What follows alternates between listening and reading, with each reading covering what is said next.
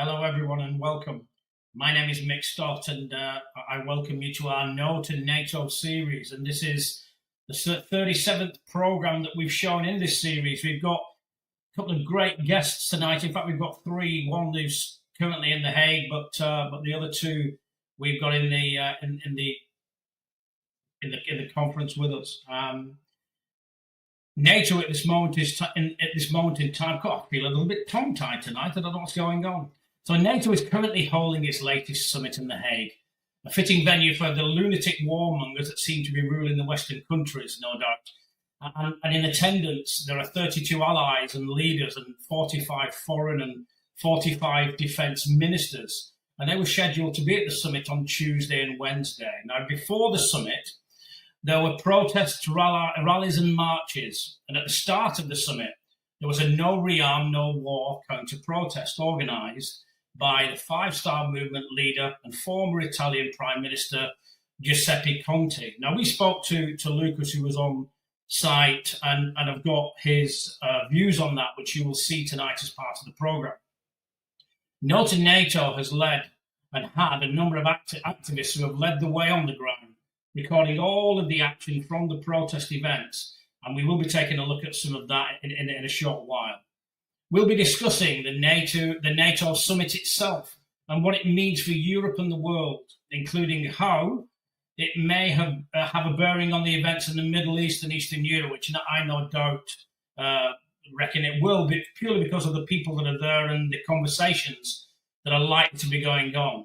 So joining me for tonight's broadcast are two very, very esteemed guests. I would like to introduce Dr. Lucy Morgan-Edwards, who is an author and geopolitical analyst, who was a former political advisor to the EU ambassador, and Mr. Pat Walsh, who is a historian and political writer and who contributes to the Irish Political Review Group.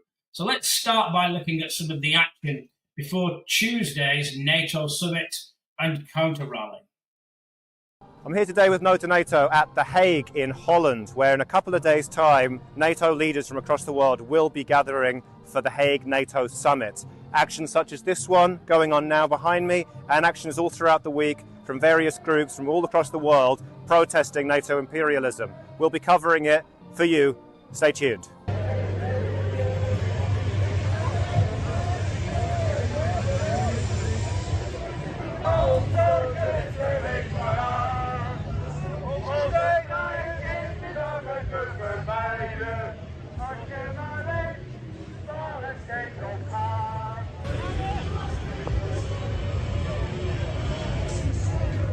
So ahead of the peace summit here at The Hague, we have learned that last night Trump decided to attack Iran, costing an estimated $300 million to the American taxpayer. A massive loyalty tap, trying to prove yet again that the Iranian regime, Donald J. Trump, is your friend. But what are the people here saying? We've asked so many protesters. Hi, what's your name, please? Rory. And Rory, where are you from? Canada. Canada, amazing. Now, as you can see, the actual march is about to begin, so we won't keep it too long. So can you just tell me, why have you come to the protest? Yeah, I think it's important to lend your voice to the idea. You know, there's such an overwhelming idea right now that NATO and increasing militarization across the West, in Canada, in the US, across Europe, across the UK is inherently a good thing. And it's good to add your voice to this increasing group of people that are saying that they're against this, that it's not good to spend money on militarization versus, hospitals, social safety nets, all these other possible alternatives. Yeah. I was just talking to you before we started recording. I believe you are a member of an organization, is that right? That's true. I'm a member of Amnesty International. Okay.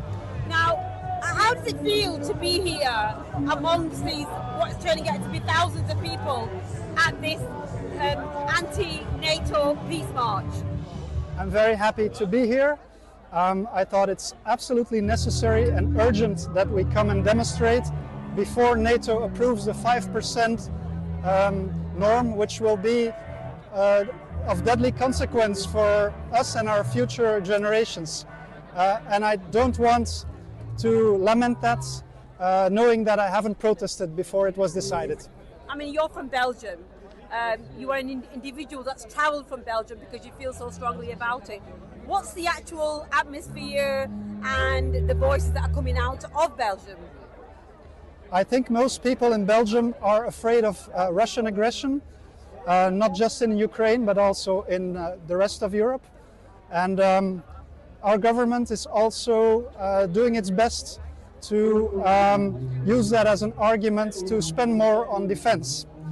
And let's say there are still a few people who can look through that, but it's difficult because we have a long tradition of painting the Soviet Union and now Russia as the enemy and the evil.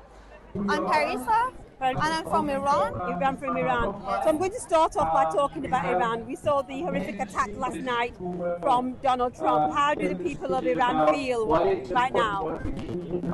I think when they attack our country, people are becoming more united. They want to resist these attacks.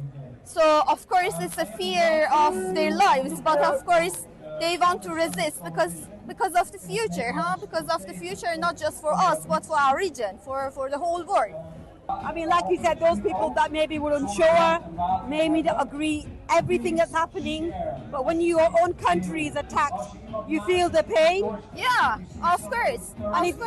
Is that what it's going to take for people around the world? I think by time maybe more people get sensitive to this. Yeah, but we need to hope, Yes. Because I think if you want to resist, you need to be hopeful. Otherwise, they just break us, That's their goal. Absolutely, absolutely. Thank you, my sister. Thank you for being here.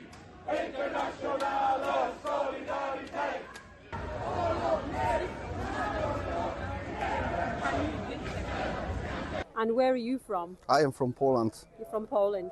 So why are you here? I'm here because my country is being threatened by the war, and this war can destroy the country, the nation, and I want to stop this war. I definitely want to stop this war. This is my reason for coming. They are telling us that NATO is just defending, they are defending peace-loving democratic countries, but the truth is the opposite. The NATO expansion triggered this war, and this is the reason behind. They want to expand, they want to strategically defeat Russia, to exploit its resources, and this is war against Russia, this is war against Iran, this is war against every opponent of imperialism. They want to destroy, remove, disable all the opponents of imperialism. I'm Robert van der Ridder. And where are you from, Robert? I'm from The Hague. Amazing. So from here. I'm from here. So tell me, we've got all these people that have travelled from different countries. Yes. How does it feel to be here from The Hague at these protests? The protest today was very international. And I think it opened the eyes of a lot of people, because we do not get a lot of news about international protest movements. So, for instance, the protests from Greece, the protests from Serbia, they never get international attention throughout Europe. So it was very interesting for me to be here.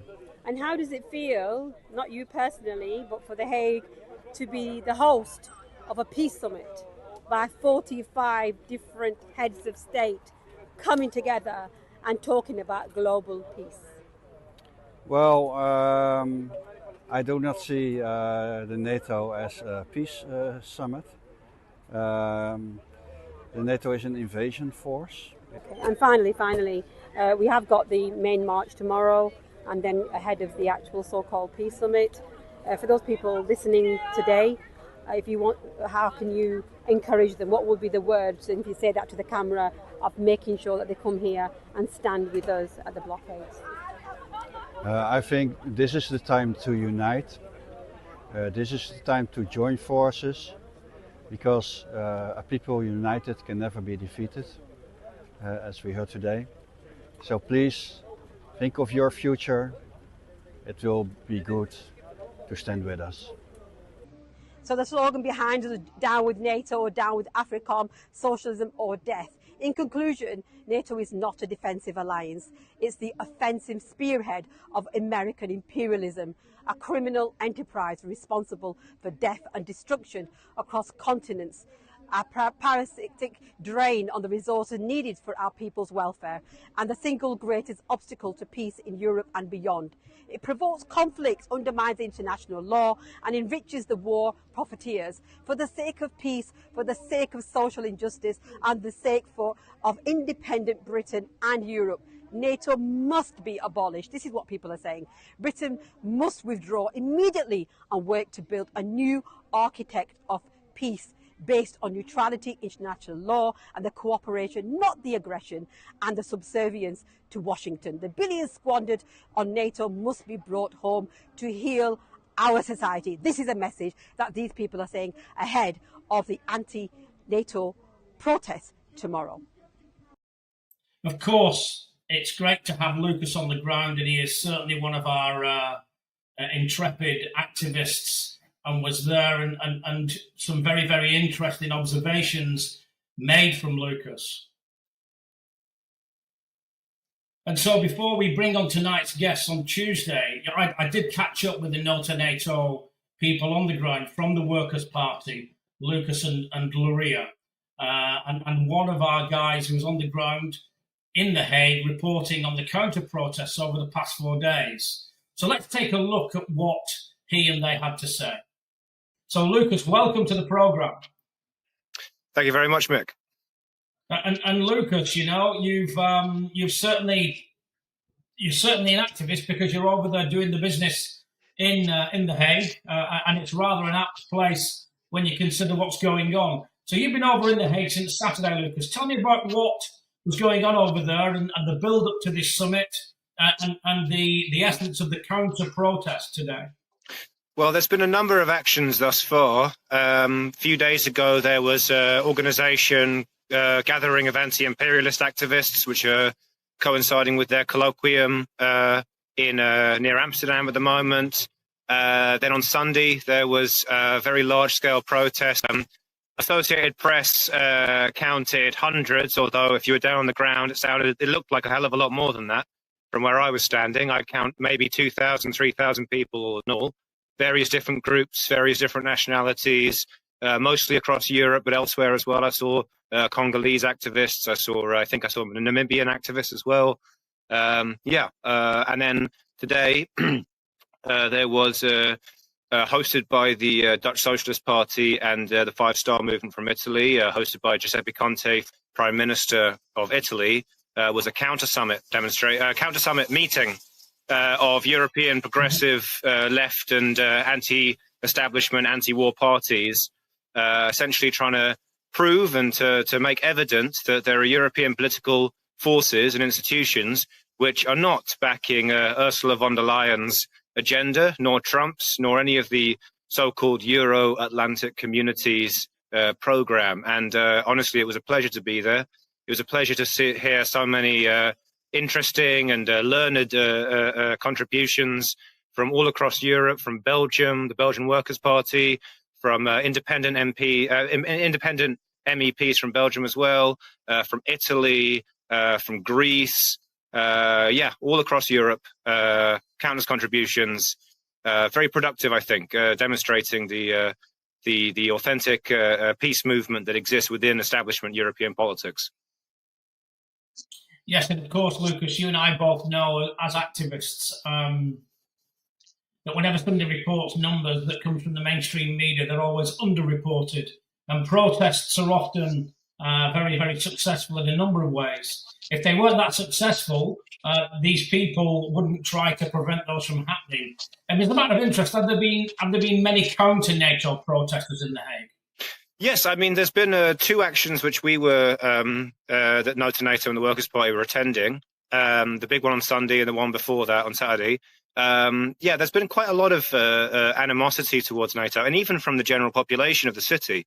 I mean, in the main, it's mostly they're sick to death of their roads being closed and them not being able to see friends and loved ones, not being able to get to work, because billions and billions have been wasted on a meeting which, until the 11th hour, it was looking as if Donald Trump might even pull out. He did attend in the end, but it was a serious threat. And the meeting was shortened from a 2-day stint to a 2-hour stint in the end, So in terms of the American involvement with it, they sort of, even though the entire thing has really done the best of them, really they couldn't show, they couldn't really give a toss about their European partners or their international partners, so-called, in global defense. Well, and I think, you know, as you look at this idea of the globalists and the types of things that they're getting up to these days, that doesn't surprise me at all. Has there been any pro-NATO rallies that you've seen out there, or anything like that going on at this summit?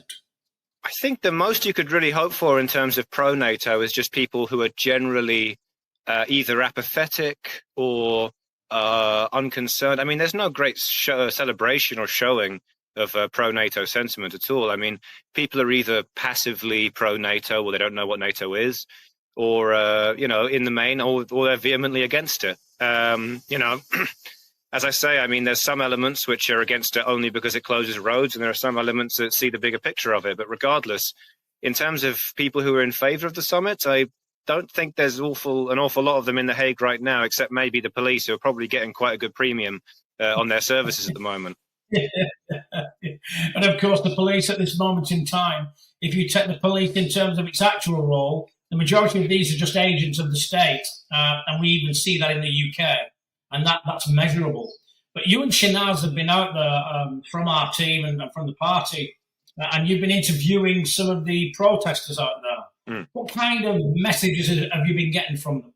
Well, it's a large array of people, really. I mean, you get a lot of people who come from a sort of squarely anti-imperialist political orientation, and you get some people who really, I think, you know, given the fact that this conference, this summit, coincides with the escalation of tensions in Central Asia and in the Middle East regarding, you know, the recent bombing of Iran, the recent counter-bombing of Qatar, and the general, you know, the escalation and the ceaseless onslaught against Gaza, and the threat, obviously, of invasion of the West Bank and everything else, and the treatment of Palestinians more generally. I think there's people who you wouldn't necessarily expect to turn out at an anti-NATO demonstration or at an anti-NATO actions, but who are starting to, I suppose, wake up and smell the coffee regarding what NATO is, rather than its, you know, self-purported defensive mandate and its actual offensive reality, which has been proved time and time again over the last few decades, really beginning in living memory with Yugoslavia and culminating most recently in the tacit acceptance of the genocide in Gaza, with Chancellor Merz in Germany saying that Israel was doing the dirty work of the West, and you know, Ursula von der Leyen and the rest of them favoring and pushing for the so-called the 5% GDP contribution towards arms production, which of course you've seen masses of resentment and disagreement from European leaders about that. And, you know, when one domino falls, more will start to follow. But to get back to your original question, there's not a great lot of love for NATO around here. The most you can get really is apathy or hate. And when it comes to the types of organizations, the types of people you see, there's people who, you know, we might consider in other circumstances to be liberals or to be moderates, people from all kinds of civil society organizations, which are tentatively in the main pro-America or pro-West in general, seem to make their mandate about opposing sanctions, opposing so-called authoritarianism or the rest of it. Even they are swayed to join arms and join up with anti-imperialist political sorts and they see a common mission in opposing an unnecessary summit for an unnecessary organization. So, yeah, as I said, I mean, people seem to be waking up and smelling the coffee regarding NATO.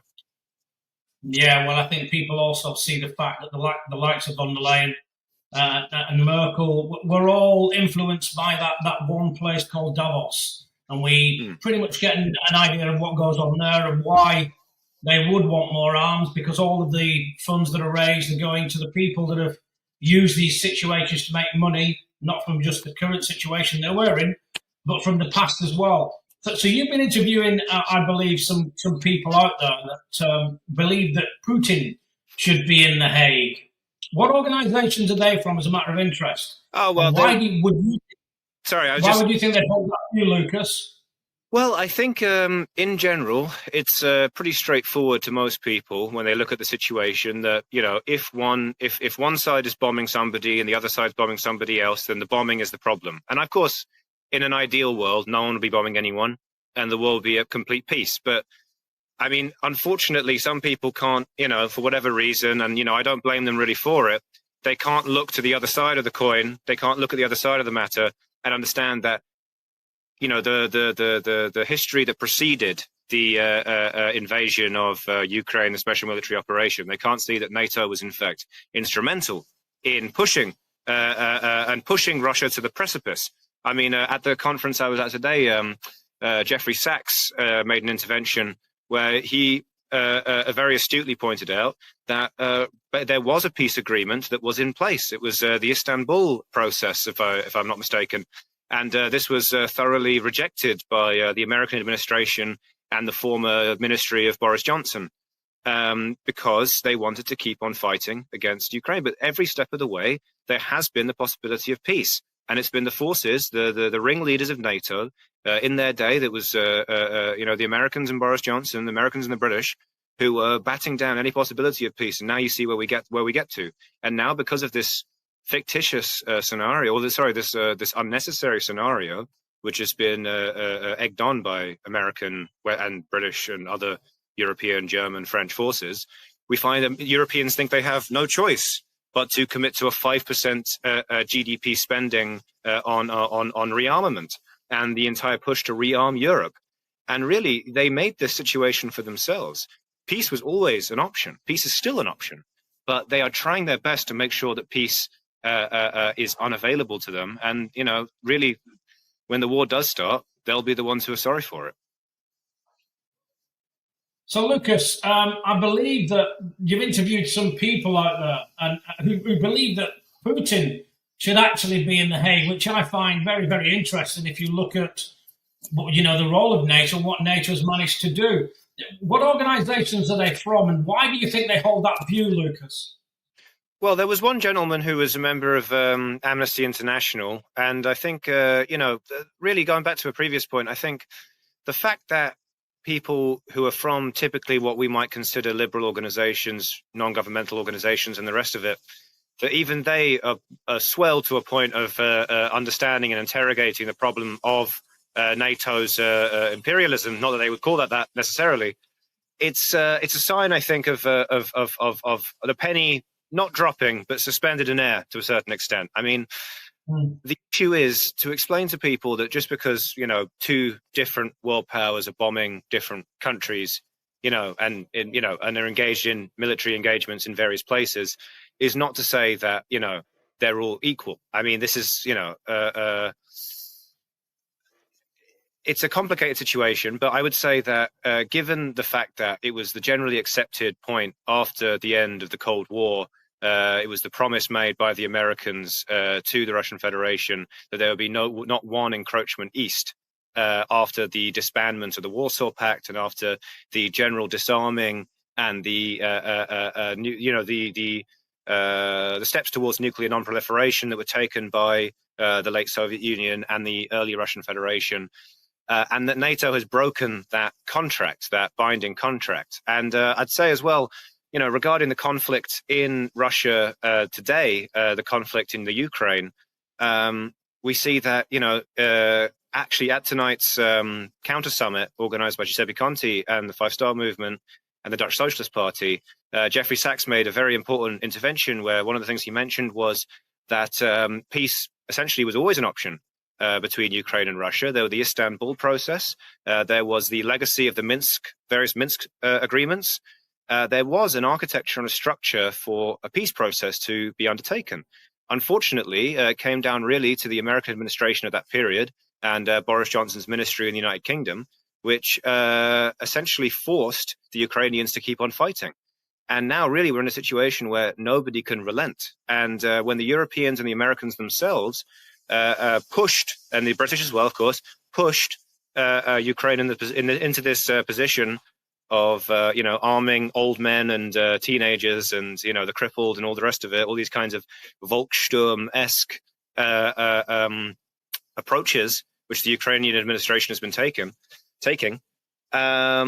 you see, this is never a necessity. But because the general amnesia that exists across the West regarding what happened only a few years ago regarding Minsk and Istanbul, and regarding the ever-present promise of peace, which I would say still exists, although not now that Ukraine has lost significant portions of its territory, it won't be a better peace for the Ukrainians. They'll thank Boris Johnson to the end of their days for that, I think. But the Ursula von der Leyen, Chancellor Merz, and their allies in Britain, and Emmanuel Macron, pushing for this 5% GDP expenditure on arms production and the general rearmament of Europe. They say this is a necessity to combat Russian aggression. Well, I can say this for sure. If you look at the historical record on this, Russian aggression was always conditional. The Russians never, the Russians and the Ukrainians have always had the option to take peace as, I'll also say that Donald Trump has been an incredible letdown in his administration in the United States regarding the incapacity of him to follow through on his word of honoring what had been laid out in the early days and honoring his election mandate, really, of stopping the war in Ukraine. I think he said it in a matter of days. Well, it's been a very long time now since then. And now that he's pushing for a 5% GDP commitment to rearmament across Europe, this becomes an issue not just for the NATO alliance, more generally, but also for Europe, for the United States, for the United Kingdom, and Europe being intertwined and enmeshed in a runaway process which we can't really contain anymore. And really, the negotiating table is always open. The kinds of demands that the Ukrainians make are quite frankly bizarre compared with the kinds of very astute and very very moderate concessions which the Russians are demanding at the moment in their drafts regarding a peace process. But getting back to your main point, when people say things like Putin should be in The Hague, I think they fundamentally misunderstand the approach which the Russian Federation takes to its war goals and to its ambitions. Russia does not have a maximal colonialist or imperialist approach to war. They take a very, I should say, somewhat surgical, somewhat moderate. And yes, I would say that the special military operation and the war in Ukraine has not necessarily gone exactly as Russia had intended, but that's not to say that Russia is fighting with both hands open. One hand is definitely tied behind its back at the moment. I mean, it's entirely within Russia's capability to flatten Kiev in 2 seconds. I mean, this is just a definite fact, but they don't. It's not within Kiev's capacity to do that to Moscow. And I think this is something which has to be understood. And people don't want to give up on, I think, a certain level of Western chauvinism, a certain level of European chauvinistic attitude regarding the us and them attitude we've had for a very long time, for centuries now, regarding Russia, which is, in the main a European country as well. But there's a certain kind of, how shall I say, a certain kind of distaste which many Europeans have towards Russia, towards its size, towards its history, towards its capacity for self-reliance, its capacity for sovereignty,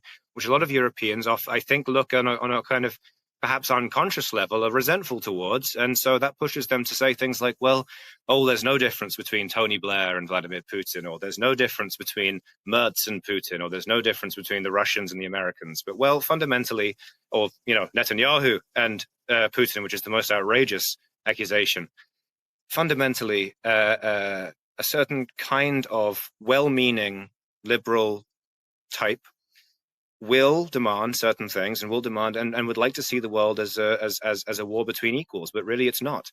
This is not the situation we're in. As long as you have the mainstream media, which is not exactly what you call objective on any level, pumping out this information, the average person doesn't question beyond that. It's really interesting when you hear about Trump use regime change and war in the same context, because clearly that's the person who doesn't know the difference between terrorism and war. And when we think about this, the NATO summit itself was today. Can you tell us which dignitaries were there, attended that, Lucas? Well, I mean, you had representatives from every major European party, every major European power, and you had, the United States were in attendance. I wasn't following the summit itself closely enough, but I will tell you this, going around The Hague and seeing, I saw Bulgarian diplomatic cars, I saw Turkish diplomatic cars, I saw a tremendous amount of police and armed personnel pulled in from all across Europe. Generally, the atmosphere around the place was tense. I mean, there was people sitting at cafes, looking shifty-eyed at everyone, at each other. The streets at certain points were completely empty and then completely full. Very odd atmosphere indeed. I think the level of security in a place like this, which is ostensibly the city of peace and justice, is really quite a. I mean, the entire thing is a wonderful irony, really. The world's most prolific and long-standing militarist aggressor organization is conducting its summit in the city, which is ostensibly peace, the city of peace and justice. And the point's been made by many people as I walk around in the city, and people at the conference, and people just out on the street in bars and in cafes, that most of the people who are at the World Forum for the summit should really be in the International Criminal Court facing conviction. And do you have any reports on what was discussed at the summit?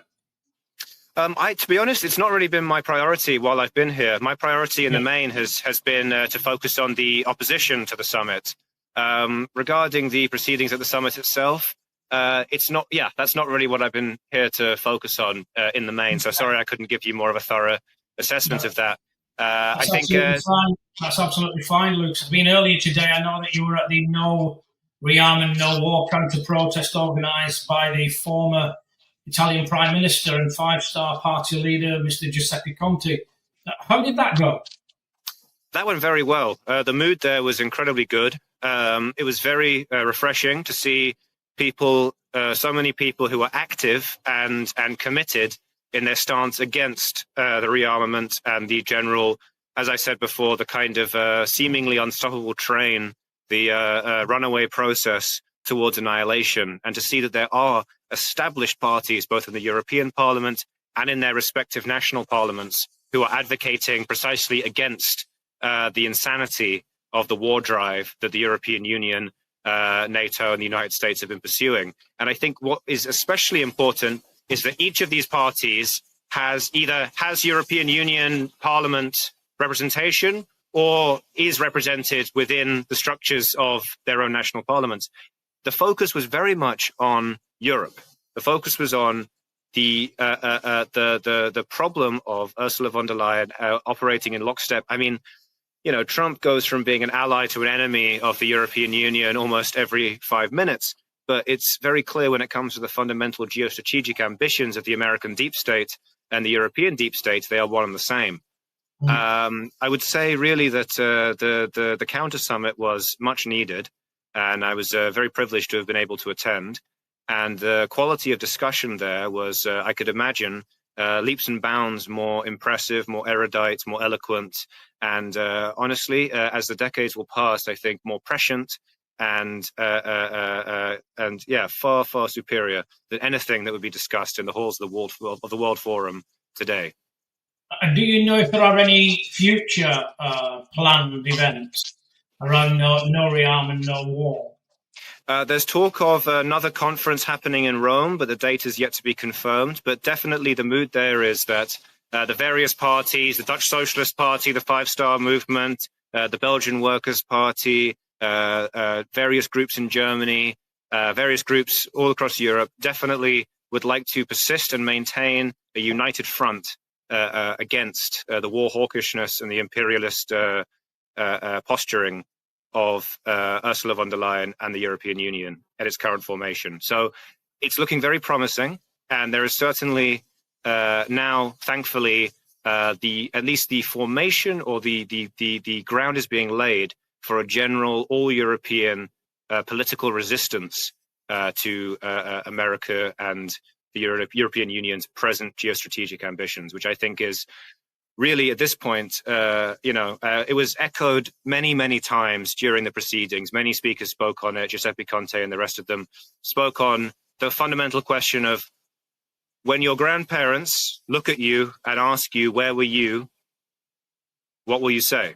And when they say, where were you when 5% increase in GDP, which in history books, if this goes through, will be looked back on as the beginning of a third world war or a conflict, much like the previous world wars. The question of when the next generations ask us, where were we have an answer to it. Well, we were resisting it. We were fighting against it. And that's exactly what we need to do. We can't lose the pace of that. We need to pick up the pace. We need to pursue it further and develop that general all-European and global tendency against world war and against rearmament. And on that note, Lucas, I would like to say thank you to you and Shanaz for being over there and being in the fray as normal. What do they say? You know, I mean, ultimately, you've got to be there to change it, right? And it's what we do. I'm a great believer that 2 grams of effort is worth 5 million tons of theory. So thank you to you and Shanaz and for being over there in The Hague, representing the party and doing that in your own unique style. Thank you. Thank you very much, Mick. Cheers. Have a good evening. Lucy, if I can first turn to you, please. Yes. Well, thank you. Lucy, I was a little bit tongue-tied at the start of this. Okay, so Lucy, our people on the ground estimate that there were 10,000 protesters from across the world marching through The Hague on Sunday. Yes. Lucy, I know that you live in Switzerland, yeah, which is famously declared it declared itself permanently neutral at the Congress of Vienna in 1815 after the Napoleonic Wars. Do you think there would have been any or many Swiss in The Hague for the events there, or do Swiss people have love for NATO, or what is your perspective on that? Well, NATO has apparently just opened a new office in Geneva, which is where I'm based, where I'm speaking to you from now, and it's quite a contested issue because, of course, Switzerland values its neutrality, but the government also doesn't necessarily want to enshrine neutrality in the constitution because they want to be able to they want the freedom to do business deals. So there was, of course, that issue over whether they were going to export weapons to Ukraine. There's also recently been the issue of this so-called Gaza humanitarian hub, which caused massive kind of bombshell in the Swiss establishment because they set up an office here in Geneva.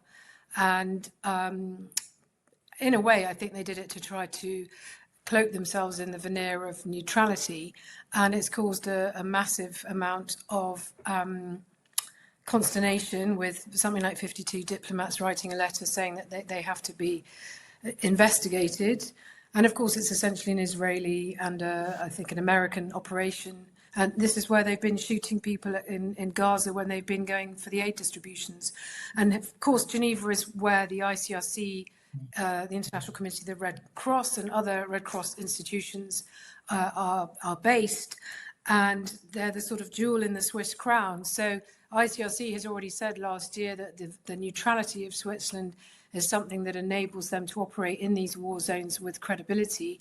And if the neutrality were removed, as it appears to be, because Switzerland's seems to have taken a side on the Russian sanctions, then that would affect their ability to operate in these fragile environments. And there's also the debate about the United Nations, which is finding itself potentially, Geneva might lose its bases as a diplomatic hub for the UN. Already the Swiss are not being asked to mediate in the conflict between Russia and Ukraine, again, because of their siding essentially with NATO on the sanctions. So it's a bit of a muddled picture at the moment. Thank you for that, Lucy. Okay, so let's now bring in Patrick. Good evening, Patrick. How are you?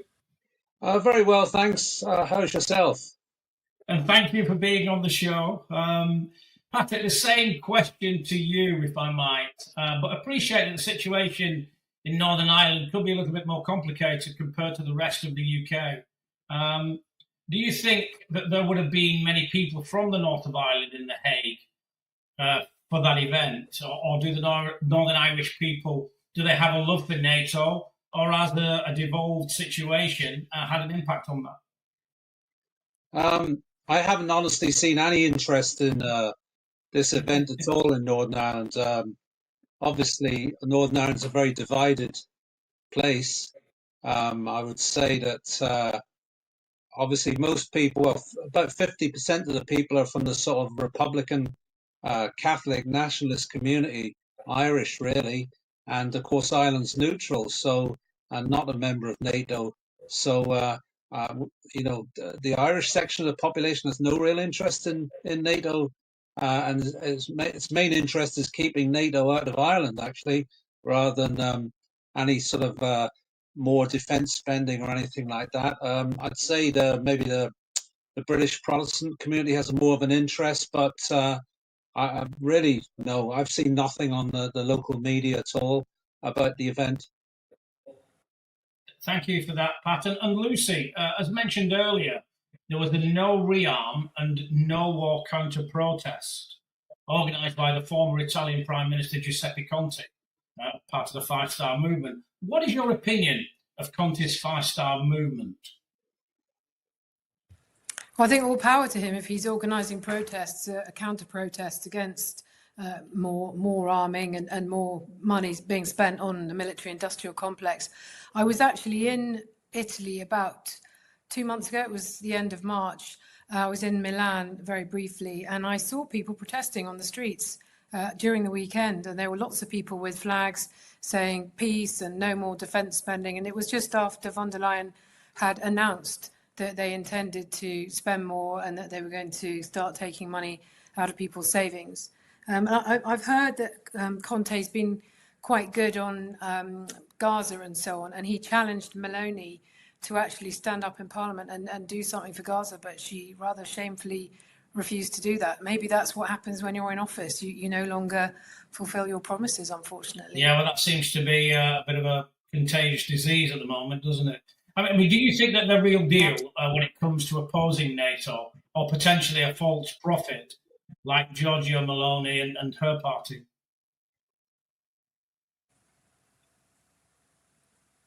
Did you address that to me? Sorry, I beg your pardon.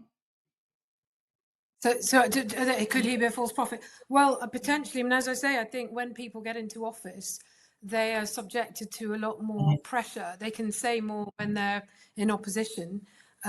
We've seen the same with Donald Trump, haven't we, in the US, is that now that he's in office, maybe the deep state has threatened him that they're going to kill his grandchildren or something.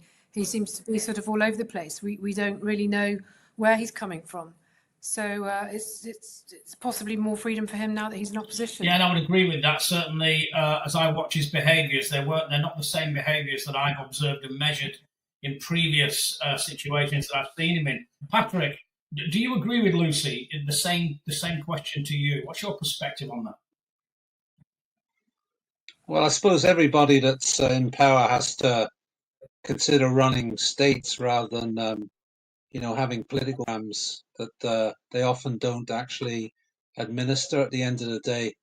I don't know about Trump really. I think Trump is sort of glorying in the position. I think Rutte called him daddy, didn't he, or something? And this afternoon, and Trump was quite happy with that. It was rather sort of sinister, I thought, that type of thing, to be honest. But sort of like, what would you call it? I've forgotten the name that you use for that sort of thing. But essentially, I think Trump is quite happy the way that everybody is trying to placate him, and he's got another sort of victory. You know, he's a man who wants to make his deals and come out as the top dog, the big man. And essentially, he's quite loving all this attention, because that's the type of person he is. He loves being the center of attention and setting the agenda for everybody. And he's been doing that since January. So and he loves to see these Europeans like behaving a bit like servants to a master, which is essentially what he's posing as, and which massages his ego no end. Yeah, and of course, having spent 30 years in the British military, you soon realise that ego and power is a very, very subtle relationship. So we've heard that Trump has got NATO leaders to commit to spending 5% of their country's budget on defence and related infrastructure. And 21 out of 27 of the European member states are also members of NATO. What is your take on that, Patrick? Well, I suppose, I mean, this 5% thing, I think there's three aspects to it. If I was going into them, I mean, the first thing I've just referred to, really, it's about Trump and the US taxpayer, and Trump is getting a domestic victory out of this by getting the Europeans to take up the tab, formally from the United States. I noticed that the US actually spends 3% or 2.9% of its GDP on military matters. I'm sure a lot of it's hidden because it pays off other people to spend their money, like, for instance, Israel, which spends apparently 9% of its GDP on military matters. But quite apart from that, the United States is expecting other people to pay 5% when it's paying 3%, on face value. The second element I think about this is this Russian threat thing, which is a bit ridiculous when you think about it, because we all know it's a ridiculous thing anyway. There is no Russian threat. Russian threats only come about when people invade Russia and the Russian army follows them back into Europe, like happened in 1814 and in 1945. So the Russian threat is always actually conjured by the genie, by letting the genie out of the bottle. And it's usually a European invasion of Russia that makes for the Russian threat. And, it's a bit ridiculous.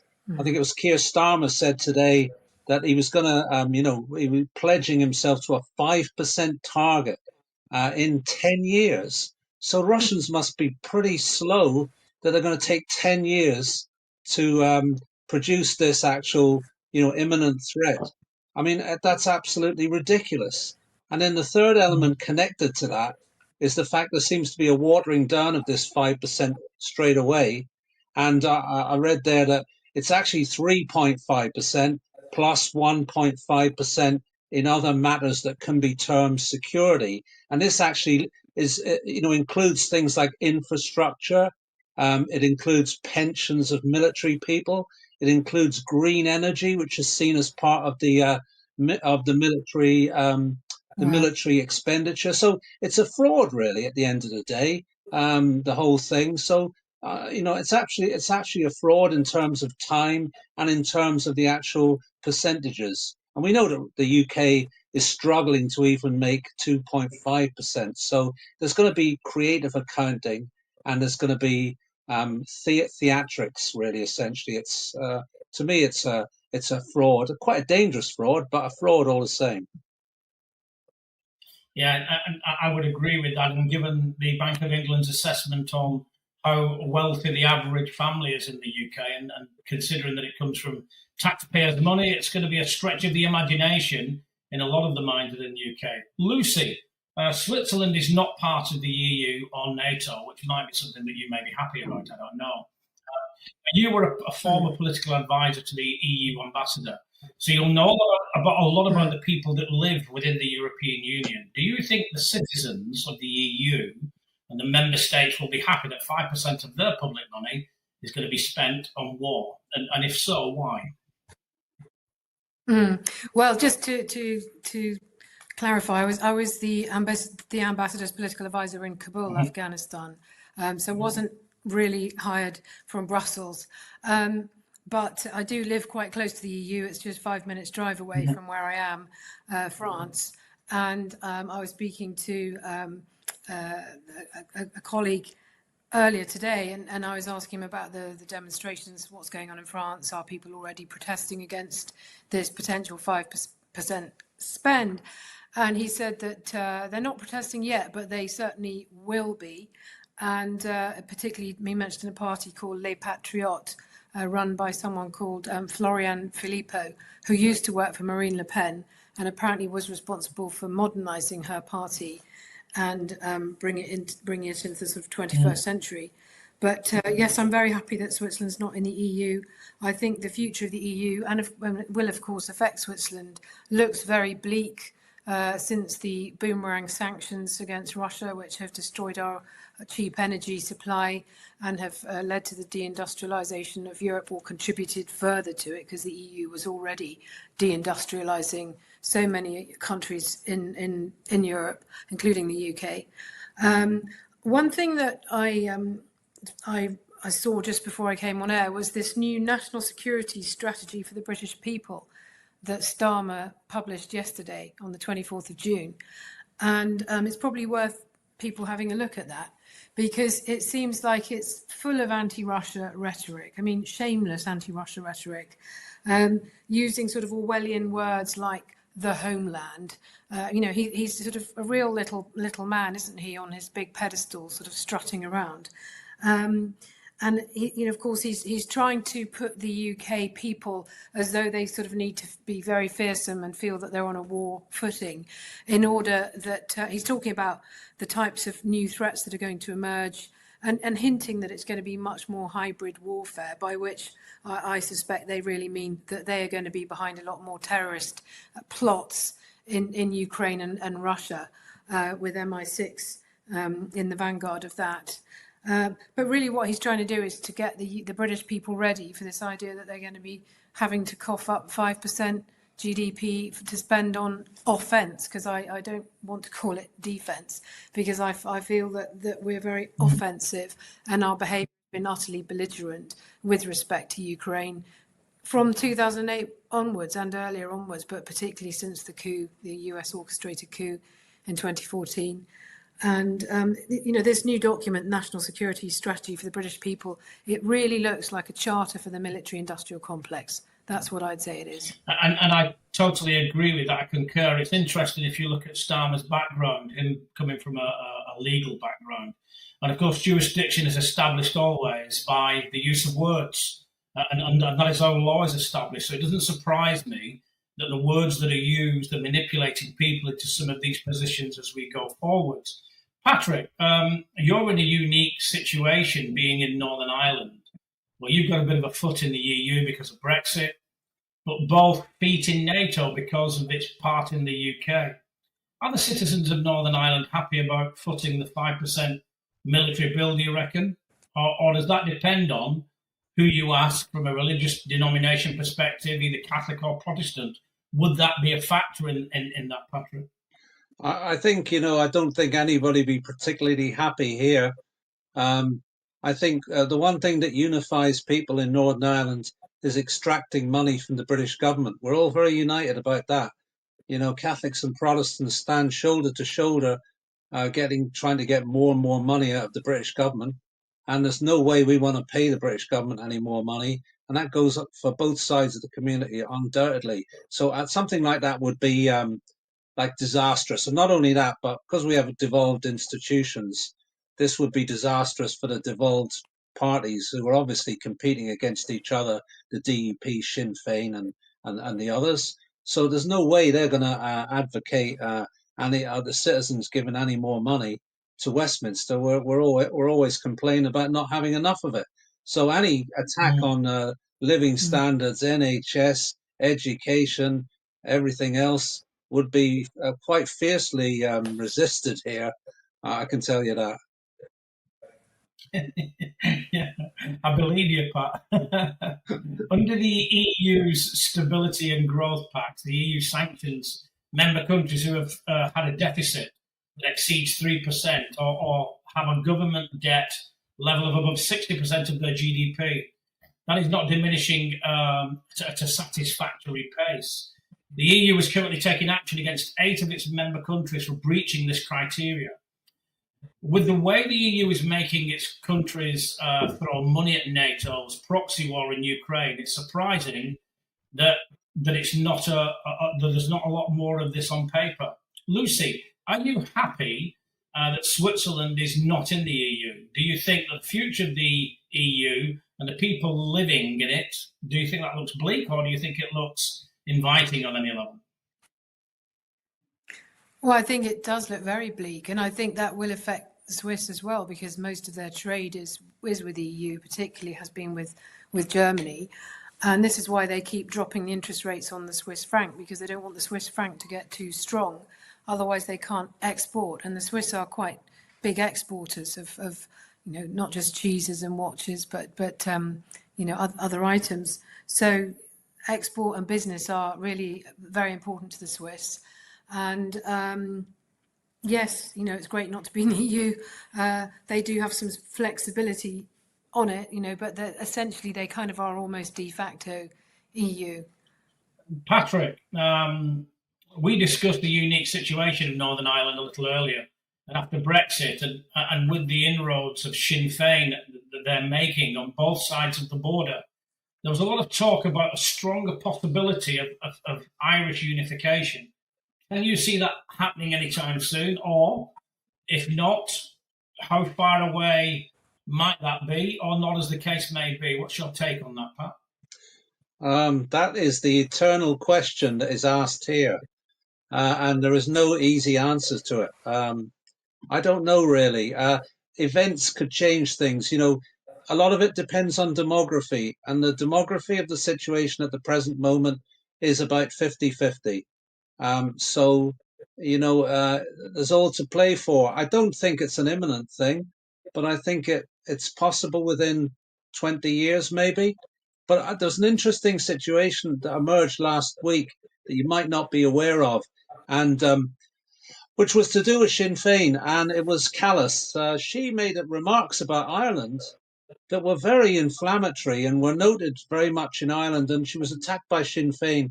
The first time, Sinn Féin actually used to be an anti-EU political party, and they changed to a pro-European position about maybe, I think, 10 or 15 years ago, when there was a chance they might get into power in the south.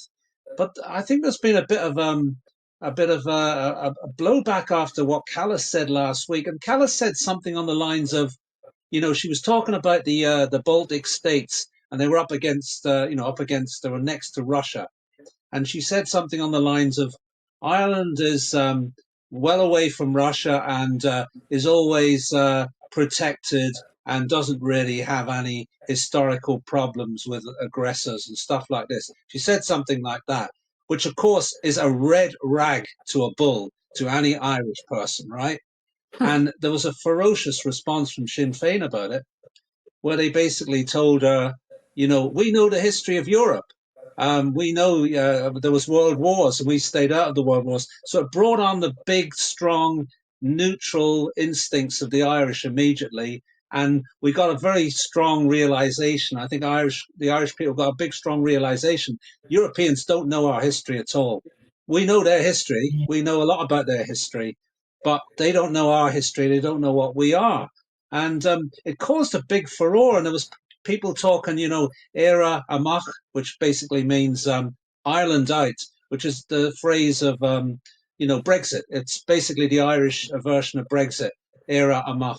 And there's been talk about this recently because I think people are getting a bit discontent here, both about NATO and the EU, and on the basis that a lot of our prosperity comes from American multinationals. Now, in a way, the reason why we have those multinationals is their entry to the European market. But people are sort of saying, do we need these European people anymore? Because essentially they're going to be footing the bill for Ukraine. They're going to be footing the bill for this, that, and the other. They're going to be arming themselves. They're going to be demanding money off us. Why? Why should we pay up for this? We're a neutral country. Really, we should be a non-aligned country, in my opinion. So it has created a bit of a stir here, this, and I can foresee with various other, domestic issues, I think that the European Union is getting less popular, and particularly with its militarization, because this is very much against the Irish position and the Irish historical position. So I can foresee sort of problems in the future here. Yeah, and having spent a little bit of time in Ireland myself, the Irish are very, very good at when things happen externally at coming together at the level of community. That's from my perspective, Pat. Lucy, we have seen that the billions that have been spent within the EU and NATO members have slipped into Zelensky's pockets and his regime's pockets. And we've also heard how the EU countries are committing to 5% of the GDP on defence. Of course, it's all about continuing the proxy war against Russia. That's the current narrative. And you've recently got back from attending some events in Russia, I believe. Would you like to us about those, where you were at and what these events were about. What was discussed? Yes. And what was discussed, maybe, yeah? Yes, I mean, I went to the St. Petersburg International Economic Forum as a freelance journalist, and I wanted to see what was going on. I'm very interested in the Eurasian situation, and Russia is building relationships with countries of Eurasia. And of course, that's what a lot of this war is about, because the British, I think, essentially, to a lesser extent, the Americans, do want to control what they call the Rimland, which is Mackinder's World Island.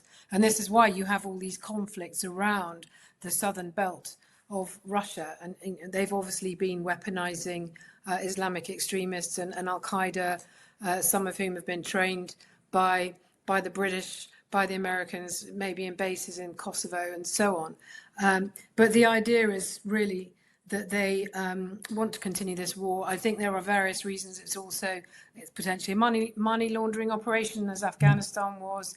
It's to support these corporations like BlackRock.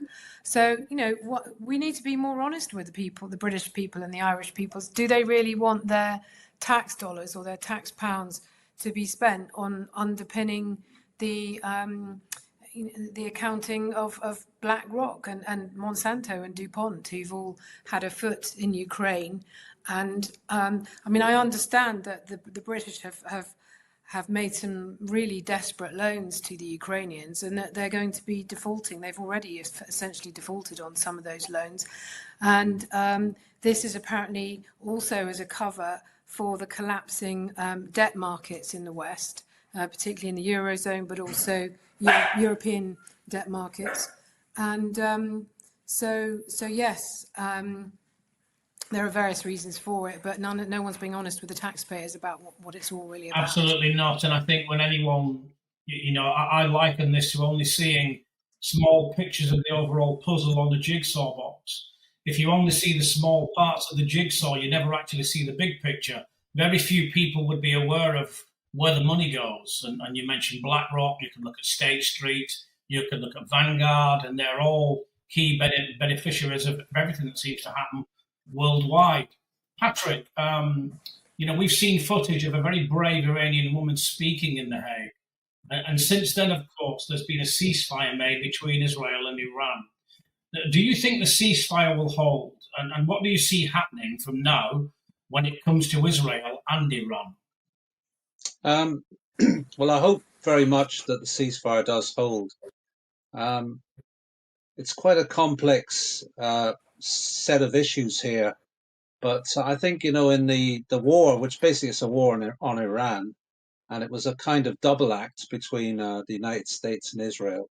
But of course, a double act is not always in the same interests. So Trump found his interests diverging from Netanyahu's towards the end. But I think in the course of the actual war, I think Iran came out the winner on points with the war against Israel, because in a sense, in the first 48 hours of the conflict, if we look at it like a little bit like a boxing match, Iran was driven into a corner, really, essentially. And in fact, it's been boxed into a corner by Trump for about a couple of months with the 60-day negotiations. But I mean, what happened was Iran didn't throw in the towel, and it didn't try to basically go for big punches that might end the conflict. What it did is it traded very measured counter punches against Israel, which hurt Israel.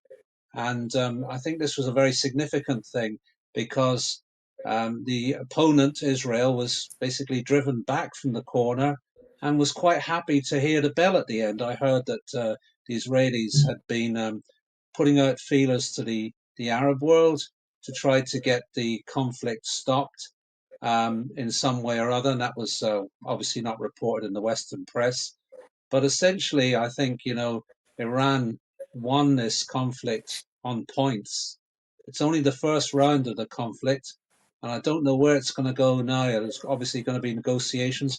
I think the bunker thing, you know, I mean, it's a pity it was exposed as a bit of a fraud because you know, people knew that when the bunker was attacked by the Americans, and Trump said, "Well, this was a great success. We obliterated the Iranian nuclear program." Of course, they didn't, and everybody knew that. But nobody really wanted to say it because we wanted everybody to believe it. We wanted, you know, the Israelis wanted to believe it to end the conflict. At that point, the Iranians probably wanted, and Trump certainly wanted it to claim a victory. But now they put a bit of a spoke in the you know, in the wheel, the U.S. Defense Department, by issuing this report that says that, oh, we might have delayed the uranium program by 3 months. I mean, that's pathetic, like, really, when you think about it. So, you know, Trump Trump has a bit of a problem now with this, and unfortunately, he's now probably going to come under pressure from Israel to get tough again. So, personally, I think that Trump doesn't want doesn't want a big war there, doesn't want regime change, doesn't even want regime collapse in Iran. The Israelis do. There's no doubt about that, but I don't know if Trump does because it it endangers a lot of other of relations that he needs to do his other things in the world, and those things are a good relationship with Russia, a good relationship with China, a good relationship with the Saudis, and money and all that sort of stuff. And he wants to get a deal, and he wants to be known as the great man who did this, brought peace to the Middle East. Of course, we know that's a joke, but you know that's what he wants at the end of the day. So I don't think he was prepared to go further at this stage, but let's see what happens because obviously further negotiations are going to be quite tough for Iran, and we'll see how it works out. But it's very difficult to predict at this point in time what happens. And do you have any thoughts on the same question, Lucy, on what Patrick said? Yes, yeah, I think this might go on, actually. I mean, this has been the neocons' wet dream for a long time, as Wesley Clark whistle blew that they intended to take out 7 countries in 5 years, and Iran being the last on the list. And I do believe that their longer-term goal is that they want regime change in Iran in order that they can attack the underbelly of Russia and China. I mean, they have big dreams, these people. And I believe it's also about an attack on the BRICS and the fact that they are starting to create these new alliances which the West doesn't control. You know, potentially if they were able to do further attacks, it could be more kind of subterfuge, hybrid warfare to take down the new energy and the transport infrastructure that the BRICS are creating, in particular the north-south corridor, which runs from St. Petersburg down through the Caspian Sea, through Bandar Abbas and out to the Gulf. I think they want to take that down, and I think they want to somehow destroy the energy infrastructure of the BRICS, which will affect China, which obviously needs a lot of energy. So I'm afraid I think it's going to continue in whatever form. Thank you for that, Lucy. And of course, one final question to you both, and thank you so much for being on the programme. And Lucy, you know, when you think of the war between Israel and Iran, if this ends, do you think this might end the genocide in Gaza? Well, if it ends, I mean, it seems like it's a cover for the genocide right now. You know, that they want it as a cover for the genocide to continue, that everyone else is distracted with what's going on in Iran and the wider Middle East, and they're forgetting about the genocide which continues in Gaza, which is an absolute disgrace and a stain on the credibility of all the West. And I think the global South look upon it with complete bemusement that this could be allowed to be going on, and that the British, for example, are supplying air bases from Akrotiri in Cyprus and supplying arms and personnel to an actual genocide. It's unbelievable. I mean, in you know, when grandchildren ask, "What were you doing?" or "Did you say anything about this?" I think people are going to look back as a period of complete shame. And the same question to you, Patrick. It's hard to be optimistic about Gaza, to be honest, but I saw a statistic there that I think more people have been killed in Gaza during the period of the Iran-Israel war than in the actual war between, or the war on Iran by Israel. I think it was about 600 or 700 people had been killed in that 12 days in Gaza. And most of those people had been killed queuing for food, shot by Israeli snipers. So, I mean, I started thinking about this, because one of the big events that we have in our one of the big events that we always talk about here in the north of Ireland is Bloody Sunday, where there was 14 people killed, and there was a big, obviously inquiry and all that, and it was one of the sort of seminal events of the Troubles. But when I thought about this, there's 5 or 6 of these happening in Gaza every day, for the last week. So, I mean, it's like the Amritsar massacre every day. I mean, it's unbelievable, and yet it's not getting hardly any coverage in the Western press. It is actually astounding. I mean, we're seeing like something in the order of what we would describe as a sort of like genocide, like the events in Nazi Germany. We're seeing that every day, and yet people are not reacting to it at all. It really is a disgraceful situation. Absolutely, and unfortunately, I have my own views on that. As far as I'm concerned, everything that I've done, the whole purpose of propaganda is to create a momentum behind a strategy or a routine. And people don't work on fact. There's an awful lot of people will not look deeper than a statement that appears to them. They work on plausibility. And I would say, given the balance of everything that I've seen, that it was far more plausible to the general population that Israel were the aggressors rather than the people that were defending themselves. So thank goodness that has been the case, given everything that we've seen. Patrick and Lucy, thank you so much for being on the programme tonight. It's really appreciated. And it's always great to hear from people that are well-read and can give us the latest based on what they know. So thank you. My pleasure. Thank you. Pleasure. Thank you. And of course, on Saturday at 1 p.m. on the 28th of June, NATO and the Workers' Party of Britain are holding an anti-war election 2026 rally in central London. Speakers at the event are going to include our own George Galloway and Chris Williamson. And this is going to be at the Bolivar Hall, 54 Grafton Lane, Fitzrovia. Tickets are limited, so grab them while you still can. And the link for reserving these tickets is going to be posted in the chat. So you're all very welcome to come to that. I would like to thank everyone for tuning into this, and let's make sure that wherever possible, if you can share links to our videos and our series, please do so. I think it's very, very important that you are given information by those people that are not influenced on any level or incentivized financially to give you that information.